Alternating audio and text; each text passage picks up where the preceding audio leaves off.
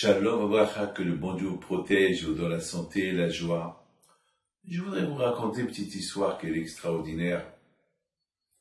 Un monsieur qui n'avait pas d'enfant et il a décidé d'adopter un enfant. Et le pauvre, il a tout fait pour avoir un enfant, pour adopter un enfant. Et puis ils lui ont dit, ses copains, pourquoi adopter? Alors tu peux aller à Essaouira, à la Elohada Behipido, et là-bas tu vas prier, et tu auras des enfants. Et il leur a dit, allez, arrêtez de me raconter des bêtises, moi je suis pas un homme très croyant. Il y avait un monsieur, il dit, hé, Pierrot, regarde-moi, je ne rigole pas. Moi aussi j'étais comme toi. Tu te rappelles? Je me suis marié avant toi. Et tu te rappelles que pendant des années, j'ai pas d'enfants. Et les médecins, ils ont dit que ma femme ne pouvait pas avoir des enfants. Et j'avais même pensé divorcer, mais j'aime ma femme. Et j'ai dit à ma femme, moi je veux pas te divorcer. Mais aussi, je veux pas rester sans avoir des enfants. Alors la femme, elle lui dit, je veux pas t'inventer des enfants. Alors on va adopter. Alors, j'ai dit à ma femme, pourquoi on va adopter? On va chez Rabbi Haim Pido. On va prier. On a entendu beaucoup de cas. On est parti, on a eu des enfants grâce à Dieu. Alors, fais comme moi. On te paye la place. On te paye le billet. Il était convaincu. Il dit, je vais. Et lorsqu'il est parti, là vraiment, il a senti le kever de Rabbi Haim Pido. Il a senti la Kedusha. Là, il s'est donné, il a prié, il a pleuré. Il a dit, Rabbi, par ton zéchout, que l'année prochaine, j'aurai des enfants. Et bon, Hachem, le bon Dieu ne l'a pas abandonné par le zéchout de Rabbi Haim Pido. Et l'influence qu'il a eue, tout ce qu'il a vu, tout ce qu'il a entendu, alors ça lui a donné le courage et la force de se rapprocher au tzaddik. Il a ajouté encore 2 jours à Issaoui avec sa femme. Et Akadosh Baruch Hu lui a donné une fille, et après il lui a donné, l'année d'après, un garçon. Et le garçon, il est né le 26 Elul. Sin, tu vois, monsieur? Tu es venu prier? Voilà. L'émouna. Mes amis, regardez. On a parlé beaucoup sur un monsieur qui s'appelle Korah. Korah était un monsieur milliardaire. Il avait tout. Il avait tout pour être heureux. Milliardaire. Une femme. Il était vieux. Il avait 130 ans. Le monde le vénérait. Il avait beaucoup de kavod. Mais il voulait un plus. Ce qu'il avait, ça ne lui suffit pas.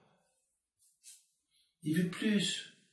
Malheureusement, la personne doit se contenter de ce que le bon Dieu lui a donné. Et ce monsieur-là, il a eu plus qu'il mérite.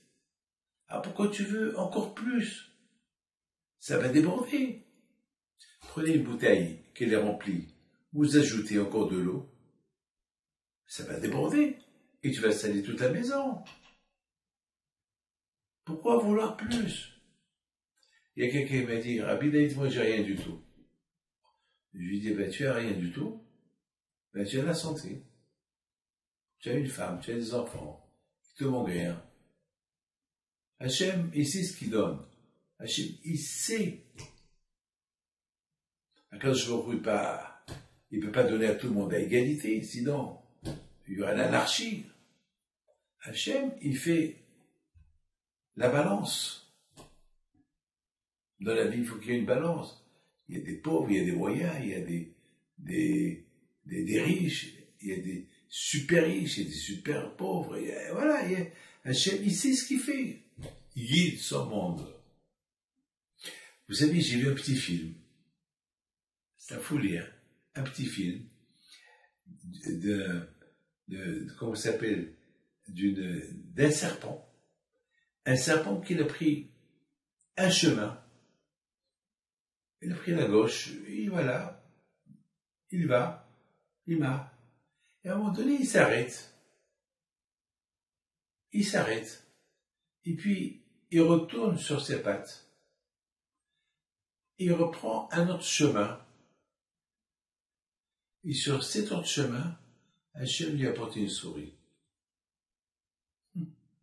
C'est-à-dire que Hachem, il surveille, même ces animaux-là, où trouver et leur manger. Il a pris la gauche. Et à un moment donné, il a mis dans la tête, arrête, il n'y a rien par là, va de ce côté-là. C'est comme ça que je se comporte avec nous. Donc, c'est qui est notre mazal, avec quoi on va vivre. C'est Hachem qui décide. Korah, calme-toi. Korah, tellement, qui voulait plus, il est devenu un diable, il est devenu méchant. Il a réussi avec sa bouche à influencer les meilleurs juifs du monde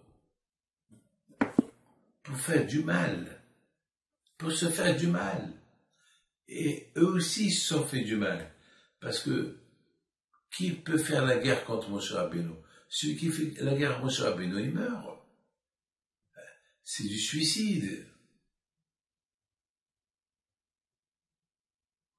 La force de l'influence. Il faut toujours, si on sait qu'on a une influence, il faut qu'on réfléchisse, qu'on utilise notre influence dans le bon chemin. Pas influencer les autres à voler, à faire du mal.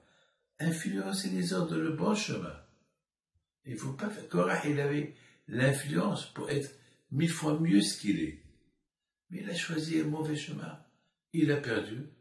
Et les autres qui l'ont suivi, ils ont perdu. Mes amis, que le bon Dieu vous protège et vous donne la santé. Qu'on soit tous dans le bon chemin. Amen.